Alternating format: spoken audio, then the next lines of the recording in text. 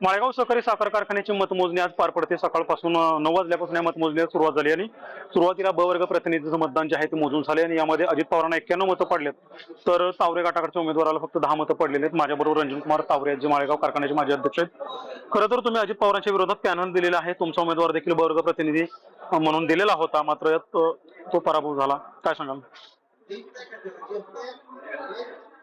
तसे ब वर्गाची गेल्या 6 निवडणुकीची परंपरा आहे। त्यांच्या गटाचा उमेदवार विजयी होत असतो, पण मर्यादित मतदारसंख्या 102 ची आहे आणि त्याच्यामध्ये जे 90-91 मतं पडलेली 100% पाणी वापर संस्थांची, पाणी पुरवठा संस्थांची किंवा विकास सोसायटीचे प्रतिनिधी असतात आणि या तालुक्यामध्ये विकास सोसायटीमध्ये त्यांच्या पक्षाची मेजॉरिटी आहे। त्याच्यामुळे हा निकाल अनपेक्षित वगैरे काही नाही, अपेक्षित निकाल आहे।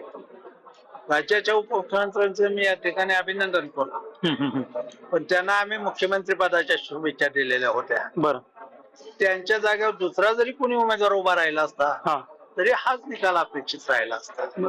आता याच निकालावरून अजित पवार गटाकडून असा दावा केला जातोय की ज्या पद्धतीने हा निकाल हाती आला, अगदी त्याच पद्धतीने उरलेल्या 20 उमेदवारांचा निकाल देखील असाच येईल आणि आमचंच पॅनल विजय होईल।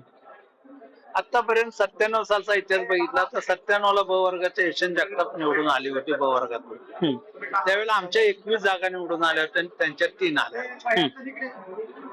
2007 ला ब वर्गाचा उमेदवार त्यांचा निवडून आला होता, त्यावेळेस 7 जागा आमच्या निवडून आल्या होत्या, बाकीच्या जागा त्यांच्या निवडून आल्या। म्हणजे ब वर्गाचा एक उमेदवार आला निवडून म्हणून सगळ्या जागा त्यांना निवडून देतील हे कदापि शक्य असं होणार नाही, कधीच नाही। 14-15च्या ह्याच्यामध्ये सुद्धा त्यांचा ब वर्गाचा निवडून आला, आमच्या 15 जागा निवडून आल्या, त्यांच्या 6 जागा निवडून आल्या। 2020 ला तीच परिस्थिती, ब वर्गाचा त्यांचा निवडून आला, त्याही वेळेला आमच्या जागा तीच अवस्था झाली। आज काय परिस्थिती होईल मग? आजच्या परिस्थितीमध्ये ब वर्गाच्या निकालावर पुढचे निकाल फिरत नसतात।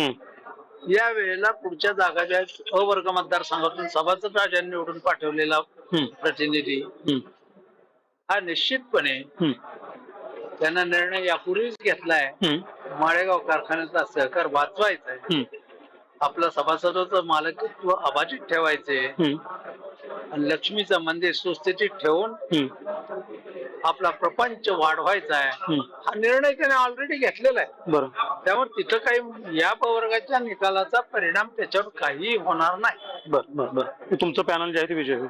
आमचा पॅनल 100% निवडून येणार। खूप खूप धन्यवाद करा।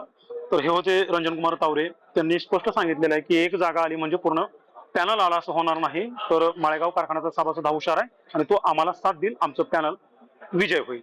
देवा राखुंडे, NDTV मराठी, बारामती।